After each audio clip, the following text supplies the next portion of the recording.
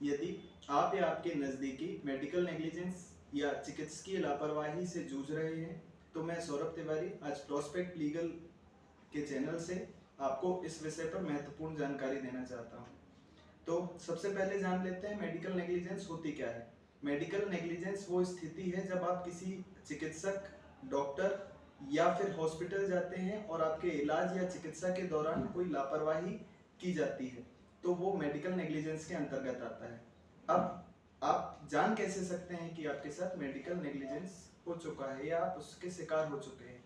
तो कुछ स्थितियां निर्मित होती हैं अस्पताल पर, डॉक्टर के पास, जिनसे आप ये जान सकते हैं कि आपके साथ मेडिकल नेग्लिजेंस हो चुका है। तो सबसे पहला है डिले इन डायग्नोसिस या मिसडायग्नोसिस।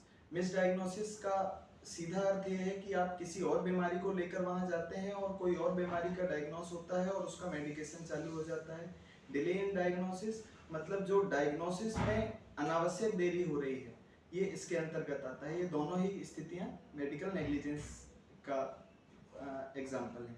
इसके अलावा सर्जिकल एरर, सर्जरी के समय यदि कोई डॉक्टर या जो ऑपरेशन कर रहे हैं वो कोई मेडिकल इक्विपमेंट या फिर कॉटन या फिर कोई अन्य सामग्री जो कि ऑपरेशन से रिलेटेड है वो मरीज के शरीर के अंदर ही छोड़ देते हैं, जिनसे बाद में बहुत सारी दिक्कतें आती हैं। जैसे सबसे पहला टेम्पररी डिसेबलमेंट, दूसरा परमानेंट डिसेबिलिटी क्रिएट हो जाना, या फिर बर्थ इंजरीज, जैसे कोई बच्चा जब पैदा होता है तो उसकी मिसहैंडलिंग करते हैं जिससे बच्चे को परमानेंट डिसेबिलिटी हो जाती है या पैरालिटिक अटैक आ जाता है। तो ये सब मेडिकल नेग्लिजेंस के अंतर्गत आती हैं। इसके अलावा एनेस्थीसिया एरर, एनेस्थीसिया एरर जब किसी ऑपरेशन में आप होते हैं तो आपको बेहोश या फिर कोई अंग शून्य करने के लिए एनेस्थीसिया दिया जाता है। उस एनेस्थीसिया को देने में हाई पावर डोज या लो पावर डोज देने से बहुत ज़्यादा नुकसान हो सकता है।